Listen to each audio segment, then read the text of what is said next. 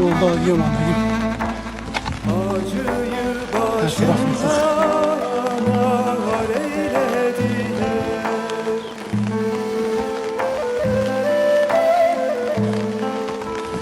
Hayaline doldu gözlerim bugün. Şimdi burada bir tane cenaze çıktı. Başımı dumanlı dağ eylediler.